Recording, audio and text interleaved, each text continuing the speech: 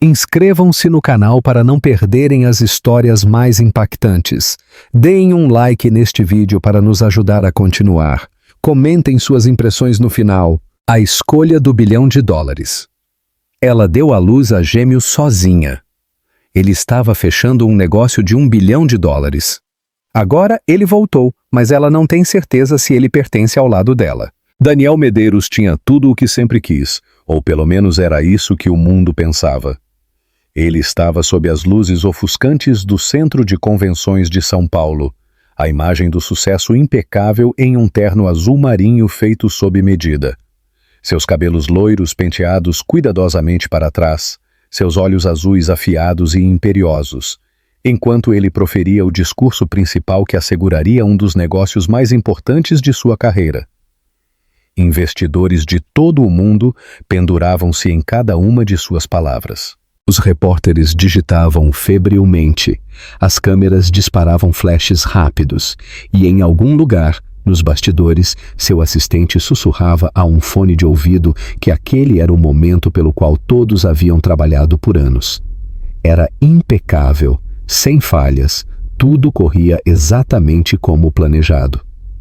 Exceto que não era, porque enquanto Daniel falava de inovação, expansão global e lucros futuros, seu telefone, silenciado em seu bolso, vibrava com uma dúzia de chamadas perdidas. Em um quarto de hospital em Guarujá, a milhares de quilômetros de distância, Juliana Soares estava em trabalho de parto e estava sozinha.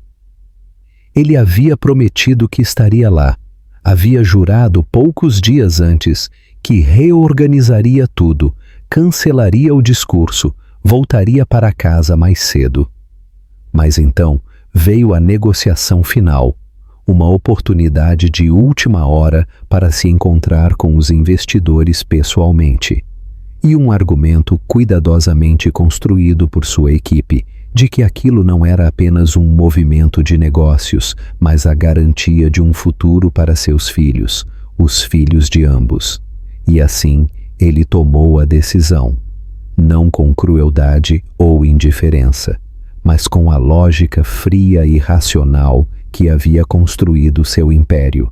Ele disse a Juliana que a amava, disse-lhe para ser forte, disse: "São apenas algumas horas, eu estarei aí, isso é pelo nosso futuro." E ela permaneceu em silêncio antes de responder. Foi sua escolha, não o trabalho.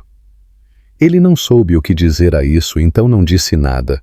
Agora, enquanto os aplausos explodiam ao seu redor e as pessoas se levantavam para parabenizar o brilhante e jovem CEO que acabara de garantir a maior rodada de financiamento da história da Evolutiva Tech, Daniel sorriu para as câmeras, mas por dentro, uma tempestade estava se formando. Havia um vazio em seu estômago que nenhum sucesso podia preencher. Ele apertou mãos, concedeu entrevistas, posou com investidores, mas não conseguia tirar da mente a imagem de Juliana, deitada em uma cama de hospital sem ele, respirando entre as contrações, enfrentando a dor e o medo sozinha. Não foi até horas mais tarde, quando o jantar de celebração estava terminando, que ele finalmente saiu e verificou seu telefone. A primeira mensagem era do hospital. A segunda era uma foto borrada de 2 recém-nascidos, firmemente enrolados em mantas brancas, um ao lado do outro em um berço. Eles eram minúsculos, frágeis e perfeitos, idênticos, loiros, de olhos azuis, seus filhos, e sob a foto, Juliana havia escrito apenas 3 palavras: "Você perdeu isso." Ele ficou olhando para a tela paralisado. O ruído da cidade desvaneceu-se em um zumbido baixo. Leu a mensagem de novo e de novo, como se o significado pudesse mudar. Mas não mudou. O momento havia passado. Havia acontecido sem ele, e agora não importava quão rápido ele reservasse um voo ou quantos jatos particulares ele ordenasse. Não importava quantas rosas ele entregasse ou presentes ele comprasse. Ele sempre seria o homem que não esteve lá, Naquela noite, no luxo estéril de uma suíte de hotel de 5 estrelas, Daniel não conseguiu dormir.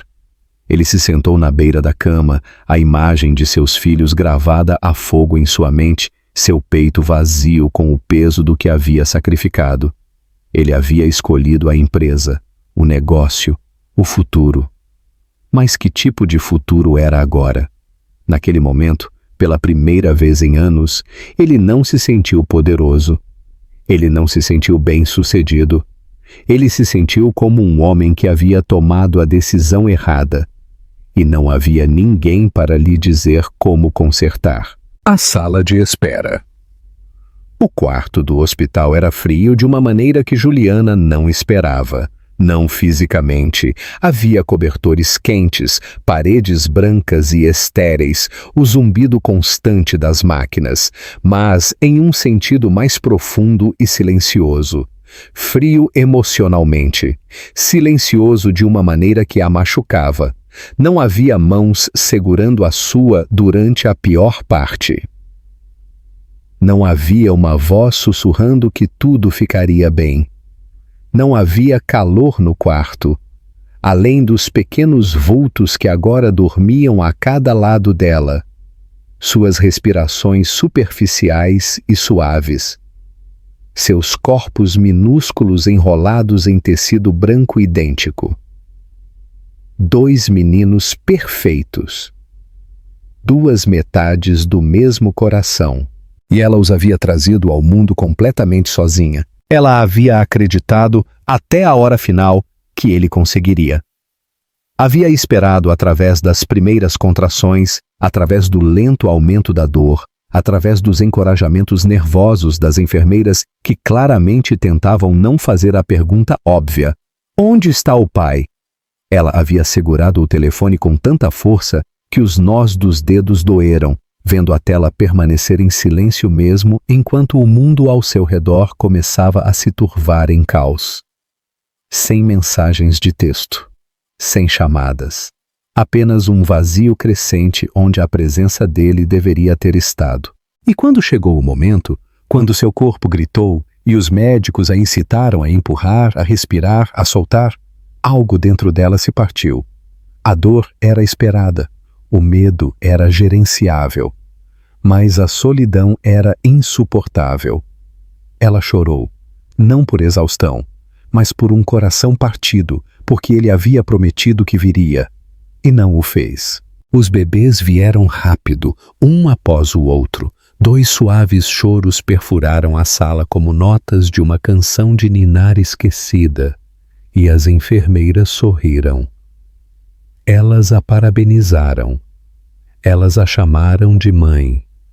Ela não se sentia como uma mãe. Ela se sentia como uma promessa quebrada.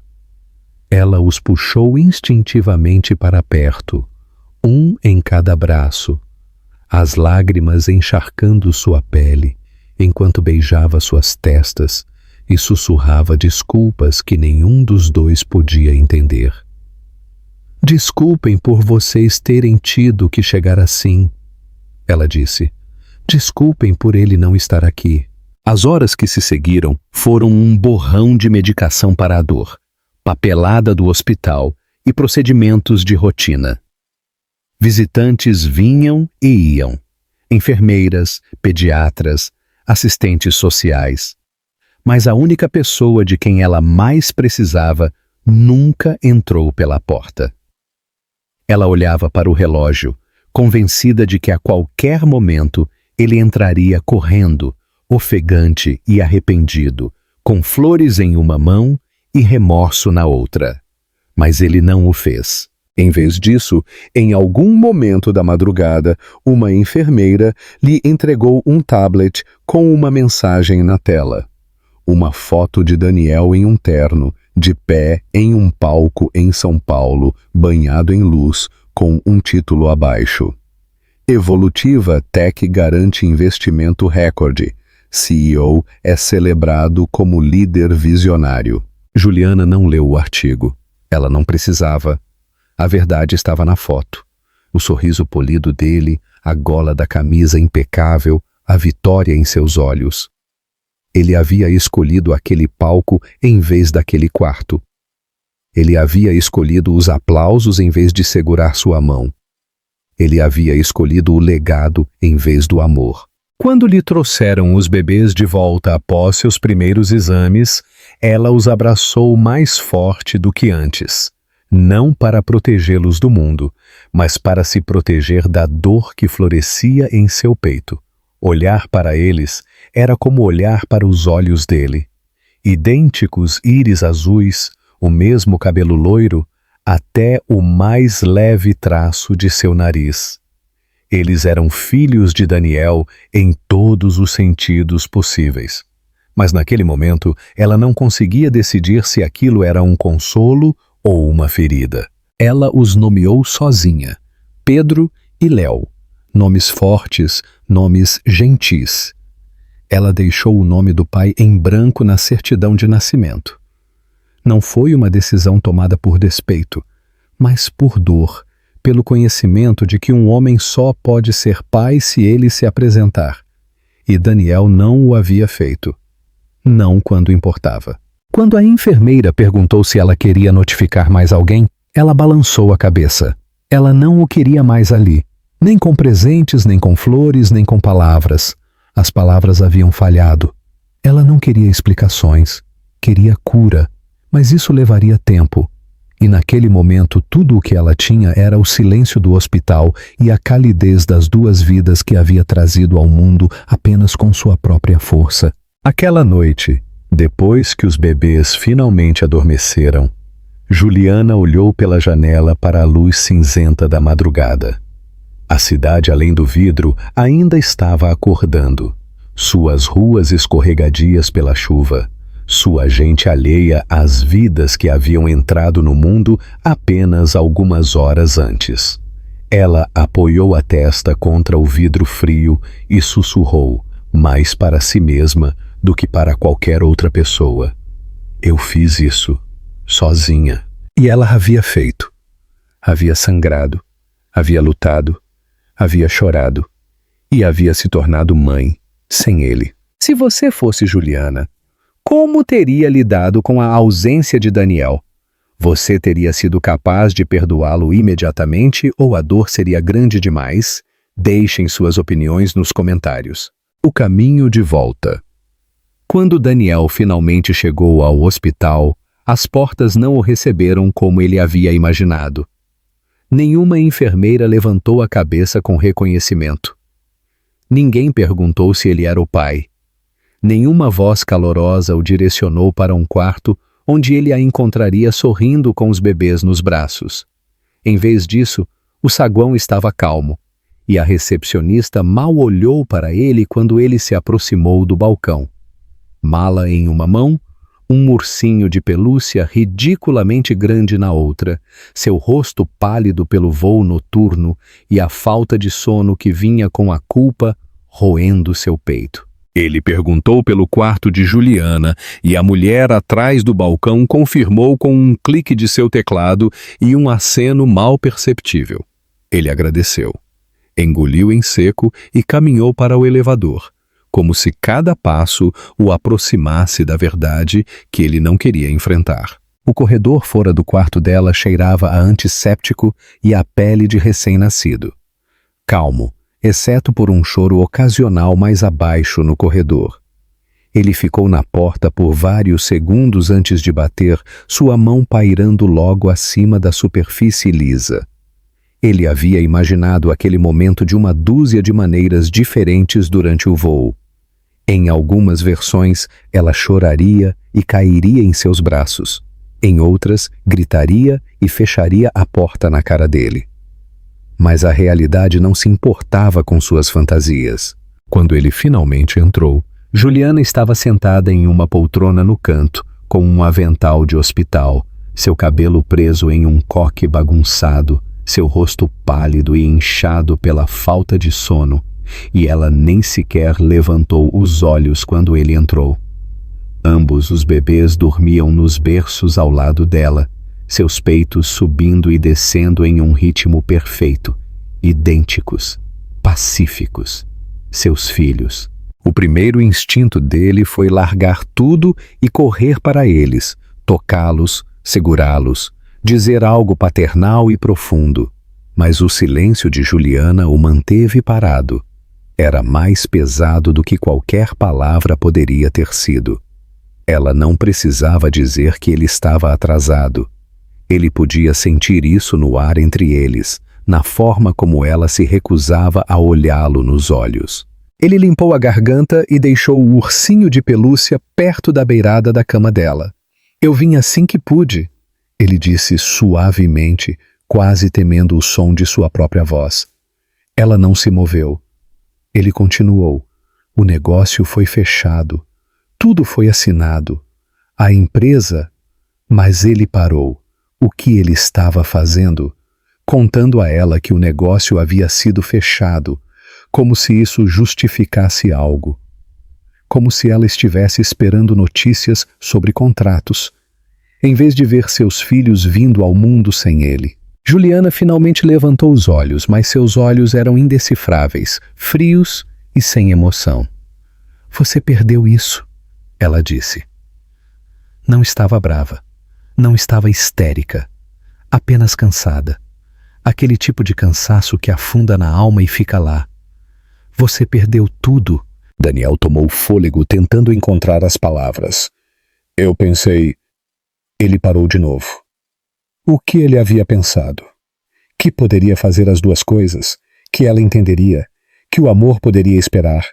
Eu pensei que isso garantiria tudo para eles, para nós. A expressão dela não mudou. Eles não precisavam de um futuro seguro. Eles precisavam do pai. Ele se aproximou dos berços, ousando finalmente olhar para os meninos. Pedro e Léo eram tão pequenos, tão incrivelmente perfeitos, cada um com mechas de cabelo loiro pálido, assim como o dele. Seus narizes, seus queixos, a curva de suas bochechas. Era como olhar para duas pequenas reflexões de si mesmo. E, no entanto, eles haviam nascido sem ele. A primeira respiração. O primeiro choro. O primeiro tudo. Tudo aconteceu enquanto ele estava lançando previsões de crescimento e estratégias de produto para uma sala cheia de estranhos. Eu sinto muito, ele disse. Sua voz mal era um sussurro. Eu sei que isso não conserta nada, mas sinto muito. Juliana fechou os olhos por um momento. Parecia que ela queria acreditar nele. Ou talvez quisesse fingir que ele não havia vindo de forma alguma. Finalmente, ela disse, você não estava aqui quando importava. Você me deixou fazer isso sozinha. Você sequer entende o que isso significa?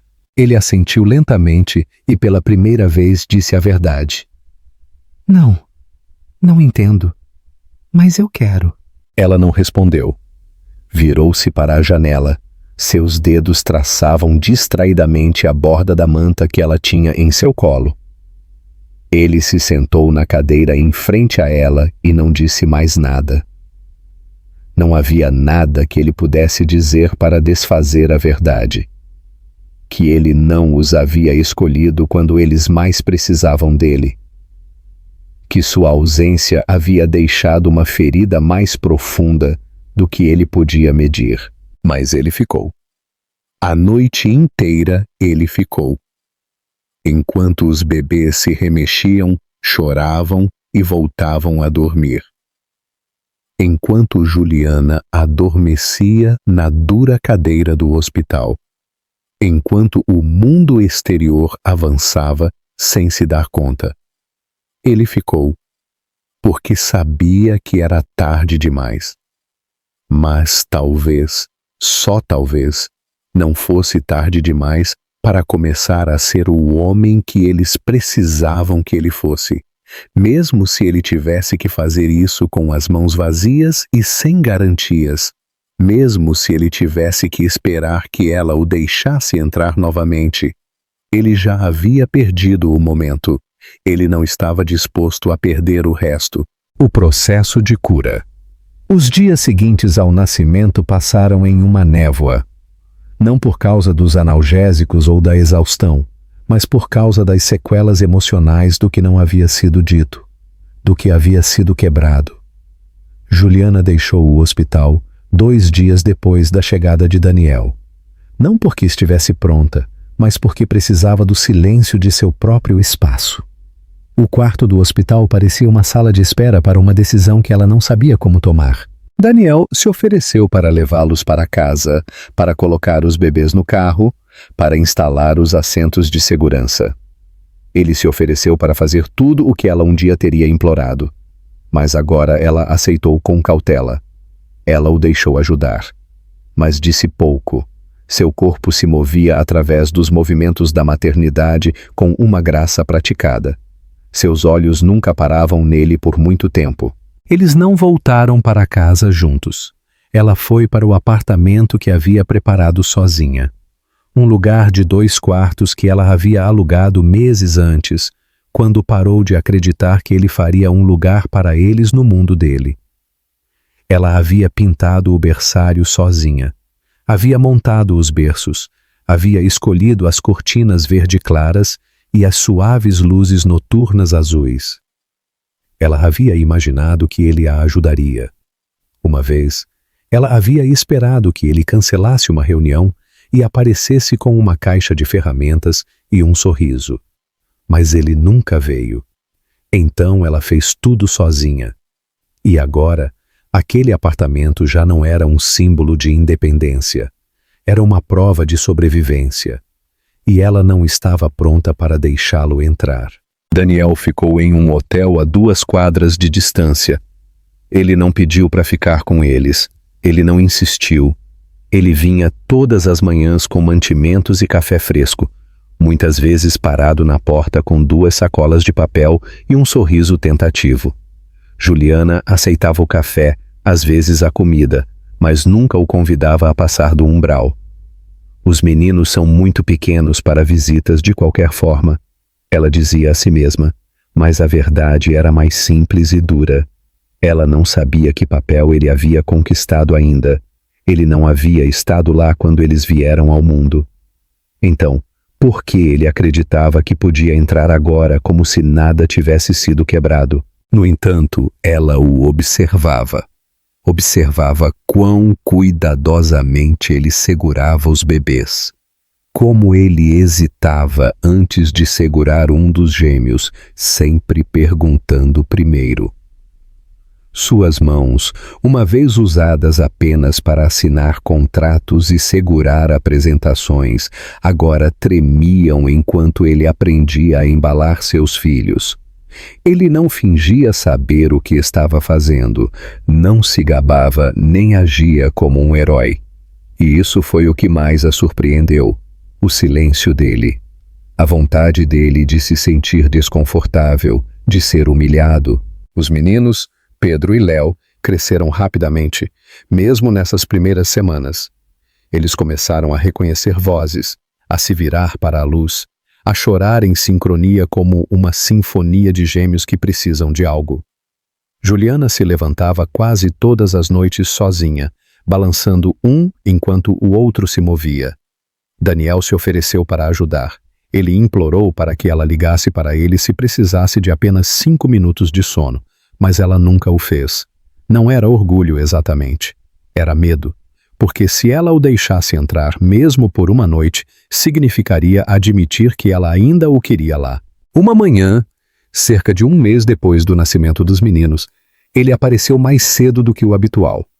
Juliana abriu a porta com um moletom que caía de um ombro, seu cabelo preso às pressas, olheiras sob os olhos. Pedro havia tido cólicas a noite toda. Ela não havia dormido mais de 1 hora. Léo finalmente estava em silêncio, aninhado contra seu peito em um canguru. Daniel olhou para ela e não disse uma palavra. Ele colocou suavemente o café sobre a mesa, pegou a mamadeira que estava secando no escorredor e começou a limpá-la sem que lhe fosse pedido. Ela não agradeceu. Ela não precisava. Pela primeira vez, ele não estava fazendo isso para ser visto. Ele estava fazendo porque alguém precisava. Ela caminhou para a sala de estar e se sentou no sofá, recostando-se com Léo ainda preso a ela, seu corpo dolorido em lugares que ela não sabia que podiam doer. Daniel se juntou a ela alguns minutos depois, sentando-se a uma distância segura, o ar entre eles tenso, mas não hostil. Depois de um longo silêncio, ela falou, sua voz rouca. Eles choram por horas. Algumas noites eu acho que estou ficando louca. Ele a olhou e não havia pena em seus olhos, apenas algo parecido com reverência. Eu não sei como você está fazendo isso, sozinha. Ela deu de ombros. Por que eu tinha que fazer? Ele assentiu lentamente. Eu quero ajudar. Ajudar de verdade. Não apenas deixar coisas e ir embora. Deixe-me levar um deles para uma caminhada ou algo assim. Dar-lhe meia hora para respirar. Ela quase riu, mas saiu como um suspiro seco. Você realmente acha que eu entregaria um dos meus bebês a um homem que só o segurou 3 vezes? Ele não discutiu. Em vez disso, perguntou, posso vir amanhã e ficar o dia todo? Eu vou segui-la. Você não precisa confiar em mim ainda, apenas me deixe tentar. Ela não disse sim, mas não disse não. E assim ele veio, no dia seguinte, e no próximo. Ele ficou durante as mamadas, durante as trocas de fralda, através dos vômitos e das crises de choro. Era desajeitado. Ele errava. Uma vez ele colocou a fralda ao contrário. Outra vez ele embalou Léo para dormir, e então tropeçou em um brinquedo, acordando ambos os meninos no processo. Mas ele não foi embora, e Juliana começou a vê-lo. Não o pai perfeito, não o homem que a falhou, mas o homem que estava ficando agora. Consistentemente, silenciosamente, sem exigir uma recompensa. Aquela noite, ela ficou no quarto das crianças, vendo os gêmeos dormirem, ambos em seus berços, um ao lado do outro. Seus rostos eram pacíficos, angelicais, e, no entanto, ela se sentia tudo menos calma. Seu coração estava dividido entre a raiva e a esperança, entre a memória e a possibilidade. Ele a havia decepcionado quando mais importava. Mas agora ele estava aqui, não com rosas ou discursos, não com promessas ou um charme polido, apenas com as mãos vazias e a vontade de tentar. E de alguma forma, aquilo foi a primeira coisa que se sentiu real em muito tempo. O ponto de virada. A mudança não veio com um grande gesto, mas com uma febre. Começou em uma tarde de quarta-feira, depois de um longo dia em que tudo parecia ligeiramente fora do ritmo. Pedro havia ficado mais irritadiço do que o habitual, agarrando-se ao peito de Juliana com um gemido que não soava como seu choro normal. Léo, normalmente o mais calmo dos dois, também havia começado a chorar, incomumente inquieto, incapaz de se acalmar. À meia-noite, Juliana estava andando pelo apartamento com um bebê amarrado ao peito e o outro em seu ombro. O calor de seus corpos minúsculos era alarmante e o suor em suas testas fez sua mente entrar em um pânico silencioso e crescente. Quando ela pegou a temperatura deles e viu os números, ela não hesitou. Ligou para Daniel. Suas mãos tremiam tanto que ela mal conseguia segurar o telefone. Ela não soube o que dizer quando ele atendeu. Apenas conseguiu dizer, eles estão com febre. Eu os levarei. E Daniel, sem uma pausa, simplesmente disse, estou a caminho. Ela nem sequer se perguntou como ele chegou tão rápido. Talvez ele também não estivesse dormindo. Talvez ele estivesse esperando que ela precisasse dele. A sala de emergência era fria, lotada e zumbia com uma tensão fluorescente. Juliana segurava Pedro com força em seus braços, enquanto Daniel carregava Léo, que havia ficado estranhamente quieto. Médicos e enfermeiras se moviam rapidamente, checando os sinais vitais, falando em tons calmos, mas urgentes. O medo foi repentino e avassalador, como uma onda que colidia contra toda a raiva, o orgulho e a exaustão que ela vinha segurando por semanas. Aqueles eram seus bebês. Todo o seu mundo. E algo estava errado. Não importava o quão forte ela tivesse se tornado, o quão autossuficiente. Naquele momento, ela sentiu que estava desmoronando. E Daniel não foi embora. Ele ficou ao lado dela enquanto se moviam de um quarto para outro. Ele segurou Léo quando Juliana tinha que responder perguntas. Ele embalou Pedro enquanto as enfermeiras colocavam pequenos monitores nele e murmuravam instruções. Ele não tentou consertar nada. Não entrou em pânico nem assumiu o controle. Ele apenas ficou, firme, presente.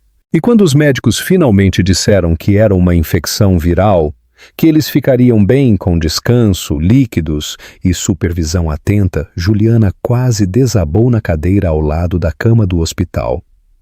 Seus olhos se encheram de lágrimas, não apenas de alívio, mas de tudo o que havia sido enterrado sob a superfície. Semanas de fazer tudo sozinha, de fingir que não precisava de ajuda, de se convencer de que podia protegê-los de tudo, até mesmo de um coração partido. Mais tarde naquela noite, quando os bebês finalmente adormeceram febrilmente em seu berço de hospital compartilhado, Juliana se sentou com as costas contra a parede, as pernas recolhidas para o peito. Daniel se sentou perto, curvado, com os cotovelos nos joelhos, o tranquilo zumbido das máquinas ao redor de ambos. Ela o olhou. Olhou de verdade. E pela primeira vez viu o quão exausto ele estava. Não apenas cansado por estar acordado, mas emocionalmente esgotado.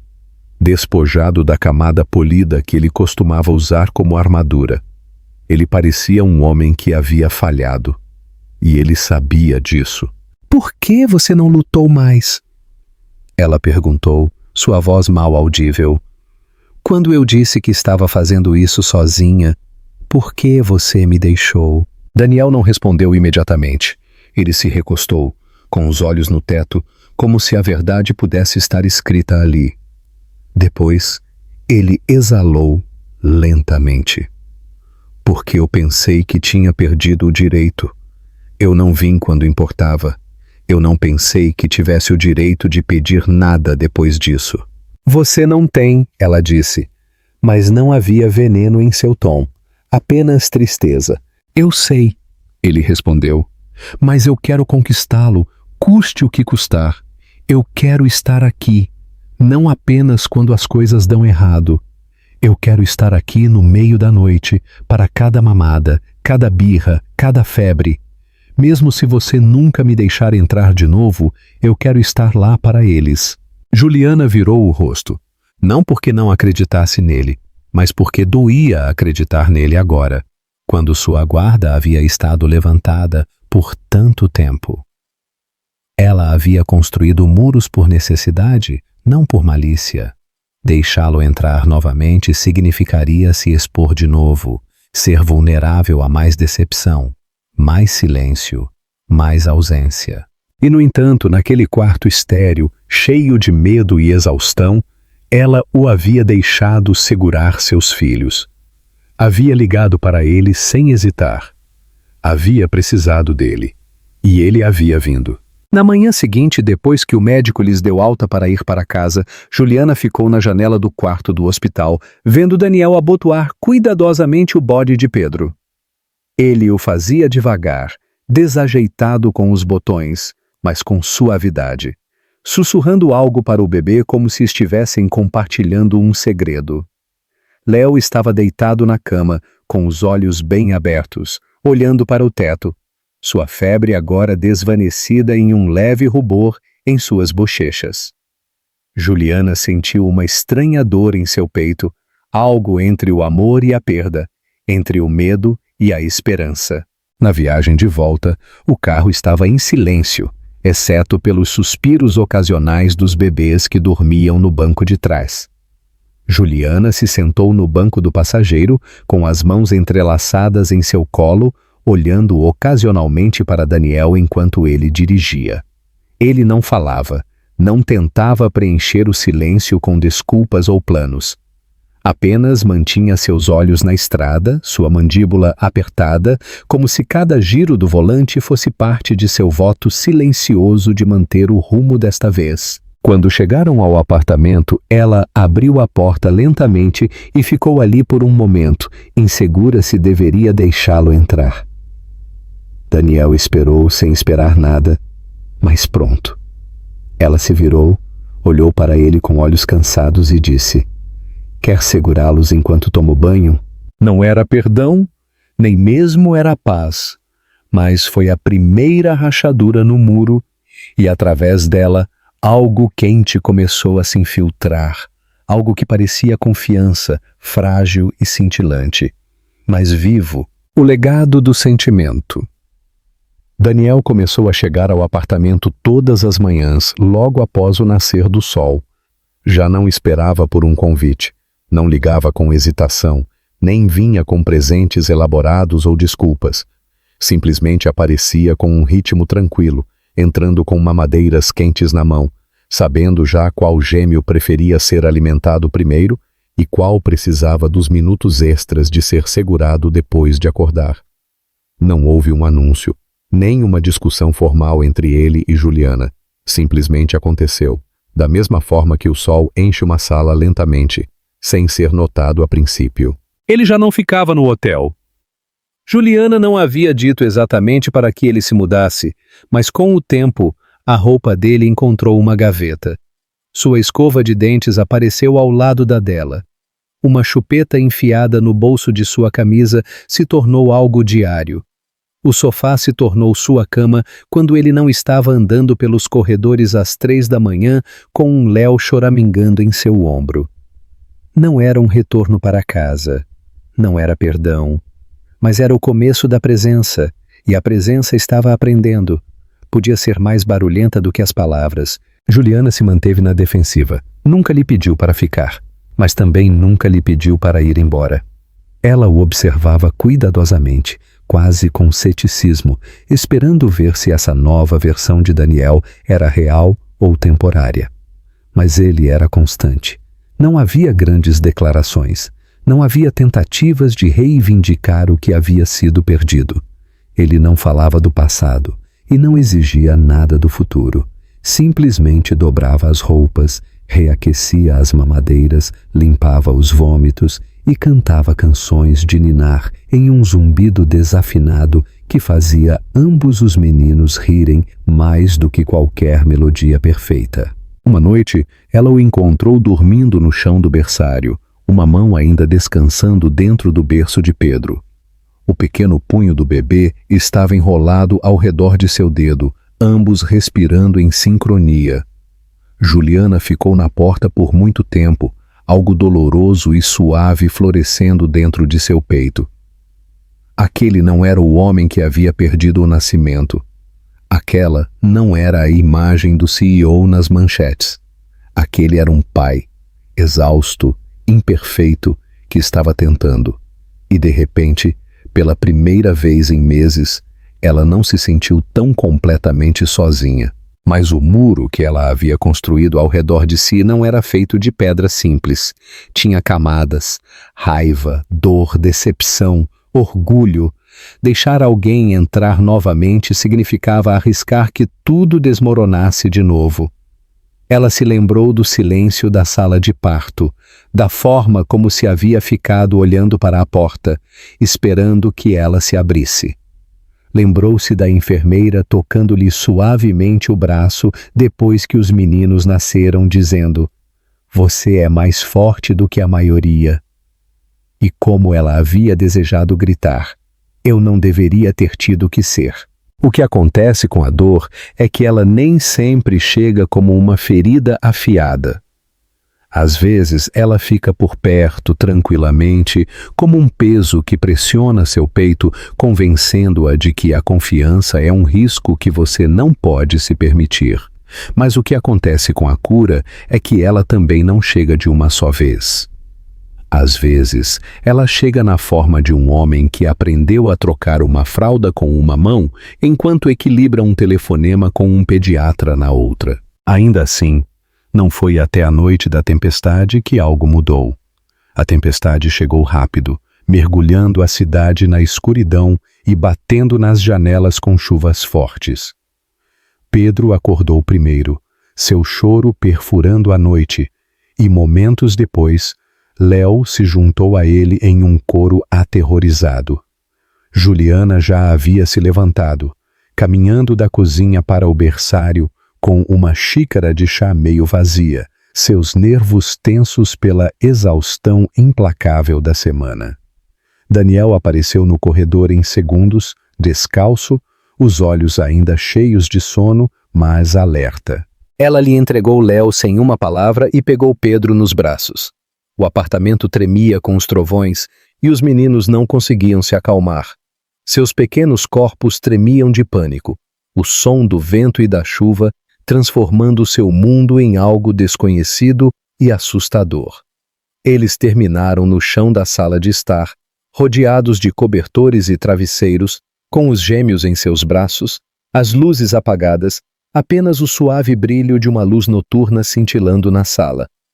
Daniel envolveu um cobertor ao redor dos ombros de Juliana, sem perguntar. Ela não o tirou. Ficaram assim por muito tempo, ouvindo a tempestade rugir lá fora, os bebês aninhados entre eles, acalmando-se lentamente com o ritmo das vozes de seus pais. Foi naquele momento, na tênue quietude da sala de estar, que Juliana falou. Eu não me senti apenas abandonada, ela disse, com a voz baixa, os olhos no pequeno vulto de Pedro dormindo contra seu peito. Eu me senti apagada, como se tudo o que tínhamos não importasse no momento em que algo mais importante chegou. Daniel não respondeu imediatamente. Ele olhou para o chão, o peso das palavras dela o ancorando. Quando ele falou, sua voz era rouca. Eu sei. E eu nunca poderei apagar isso. Mas não era mais importante. Eu apenas estava com muito medo de parar de me mover. Eu pensei que se eu parasse, se eu aparecesse sem sucesso nas minhas mãos, eu não seria suficiente para você, ou para eles. Ela o olhou então. Olhou de verdade. E pela primeira vez em muito tempo, não viu o homem que foi embora. Viu o homem que ficou. E isso não apagou a dor, mas suavizou as bordas. Eu não precisava que você fosse perfeito, ela sussurrou. Eu só precisava que você estivesse lá. Eu estou aqui agora, ele disse, e eu não vou a lugar nenhum. Ela não respondeu, mas não desviou o olhar. E isso, de alguma forma, pareceu uma porta que se abria em silêncio. Naquela noite, eles dormiram na sala de estar, com ambos os gêmeos entre eles. A tempestade se desvanecendo em um zumbido suave e distante.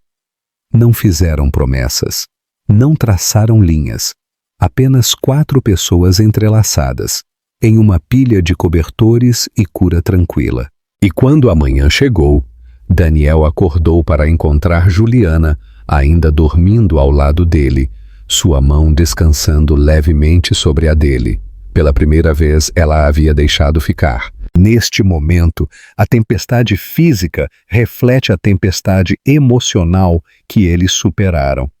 Para você, qual a verdadeira lição que Daniel e Juliana aprenderam sobre o amor e a família? Comentem suas ideias. O vínculo inquebrável. Nas semanas que se seguiram, o ar no apartamento começou a mudar. Foi sutil, como o primeiro degelo após um longo e duro inverno. Os muros que Juliana havia construído não caíram de repente, mas começaram a desenvolver bordas suaves. A tensão que uma vez havia flutuado entre cada palavra e movimento, lentamente, deu lugar a algo mais tranquilo, mais calmo e mais vivido. Não era perdão, ainda não, mas era algo próximo. A aceitação de um presente que não se parecia em nada com o passado, mas que ainda tinha esperança. Daniel assumiu mais e mais responsabilidade sem que lhe fosse pedido. Ele acordava antes dos bebês, muitas vezes já estava na cozinha quando Juliana saía do quarto, esfregando os olhos e arrastando um cobertor atrás de si como uma armadura.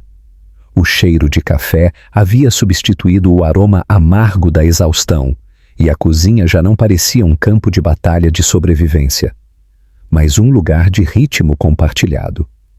Ele começou a aprender os sinais dos bebês melhor do que ela esperava. Ele sabia que Léo gostava de ser embalado de pé, não sentado.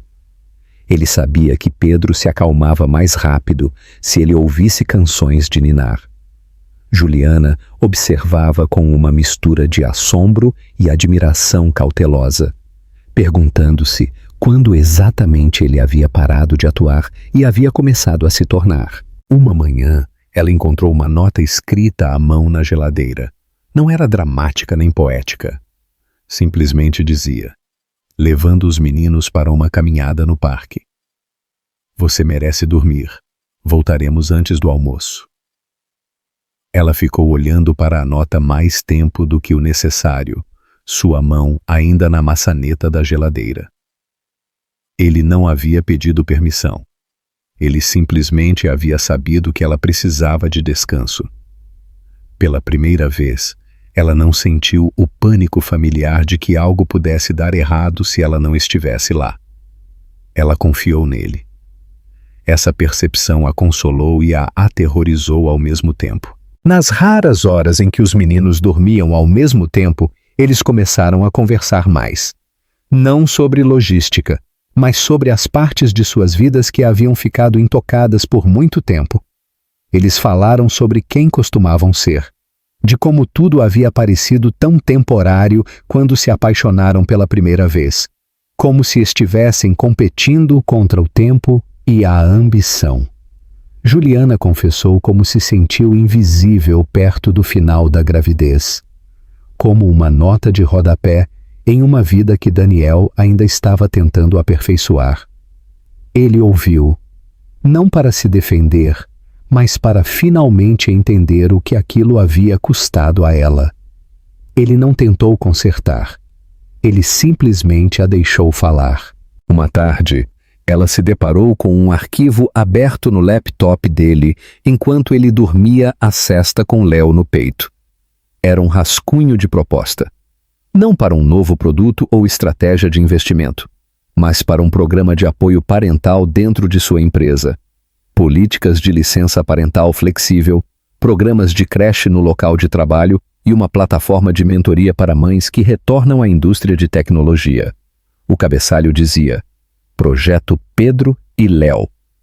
Juliana se sentou na mesa da cozinha por muito tempo, seus dedos traçando suavemente o documento, seu coração se encolhendo.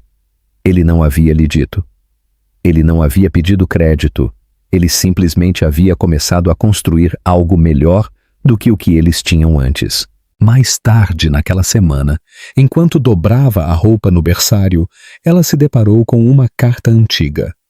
Não uma carta real, mas sim uma nota que ela havia escrito nos dias após o parto, enfiada na parte de trás da gaveta. Estava rabiscada em um pedaço de papel, manchada com lágrimas e amassada. Ela a leu lentamente, sua garganta se apertando com cada palavra. Odeio que ainda te ame. Odeio que você não estava lá quando eu mais precisava de você. Odeio que os meninos tenham seus olhos e que eu te veja neles toda vez que olho para eles. Odeio estar fazendo isso sozinha, embora você tenha dito que éramos uma equipe. E acima de tudo, odeio que se você entrasse por aquela porta agora, eu provavelmente o deixaria segurá-los. Juliana dobrou o papel e olhou pela janela, os meninos dormindo pacificamente por perto. A nota já não era mais sua verdade, mas havia sido. Era uma cápsula do tempo de sua dor, sua perda, sua honestidade mais crua. E agora, enquanto ela olhava ao redor da sala cheia de brinquedos macios, cobertores dobrados e a respiração tranquila dos meninos que cresciam, ela soube que algo fundamental havia mudado. Ela não estava mais fazendo isso sozinha. Daniel havia entrado por aquela porta. E desta vez ele não havia ido embora. Naquela noite, ela o encontrou na varanda, olhando as luzes da cidade com uma expressão suave que ela não via há anos. Ela saiu ao lado dele, envolvendo um cobertor ao redor de seus ombros, o ar fresco roçando sua pele. Ele se virou para ela, surpreso, mas não assustado, e eles ficaram em silêncio por um tempo. Você mudou? Ela disse finalmente. Eu tive que mudar, ele respondeu. Você me fez querer. Ela olhou para o céu, as estrelas mal visíveis através da névoa da cidade. Eu acho que estou começando a acreditar em você. Daniel não respondeu com palavras. Ele estendeu a mão, lentamente, dando-lhe todas as oportunidades para se afastar. Mas ela não o fez. Ela deixou seus dedos se entrelaçarem com os dele, e pela primeira vez desde que tudo havia se quebrado, não se sentiu como fraqueza. Sentiu-se como força. Não era uma declaração, não era uma promessa, mas era um começo, um que ela nunca havia esperado querer novamente, mas que de alguma forma, agora, não conseguia imaginar abandonar. Um acordo silencioso entre duas pessoas que haviam sido despedaçadas pelo tempo, pela escolha, pelo medo, e agora estavam escolhendo algo diferente. Não a perfeição, nem mesmo a certeza. Apenas a vontade de começar de novo, juntos. Para você, qual foi o momento mais importante na cura de Juliana e Daniel? Foi o momento do perdão ou a longa jornada de reconquista? Compartilhem suas opiniões nos comentários. O vínculo inquebrável. Amanhã chegou não com pressa, mas em um silêncio quente e dourado que se arrastou suavemente pelo apartamento, projetando uma luz suave sobre a porta do berçário e ao longo das paredes do corredor.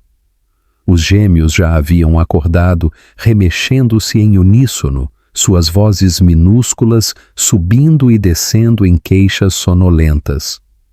Juliana chegou primeiro, ainda meio dormindo, seus pés acolchoados pela memória de centenas de passos por aquele mesmo chão.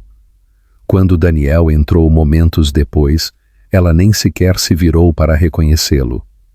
Eles trabalharam em silêncio, uma dança familiar e praticada, mamadeiras aquecidas, fraldas trocadas, cabecinhas sonolentas beijadas e embaladas novamente. E quando os meninos finalmente se acalmaram, sua respiração suave ecoando nas paredes, Juliana apoiou a cabeça no corrimão do berço, exausta, mas sorrindo. Daniel estendeu a mão e afastou uma mecha de cabelo de seu rosto. Ela não estremeceu. Ela não se afastou. Ela olhou para ele e sussurrou: "Nós conseguimos passar por mais uma noite." Grande parte da cura deles havia sido assim, tácita, entrelaçada no ordinário, reconstruída um pequeno momento de cada vez, através da paciência, do ritmo e das horas passadas lado a lado, sem grandes resoluções. Os grandes discursos e desculpas haviam dado lugar a algo mais simples e duradouro: a presença. Daniel já não tinha que provar que pertencia. Ele simplesmente o fazia. A casa também refletia isso. Suas chaves na mesa, sua jaqueta pendurada no encosto de uma cadeira.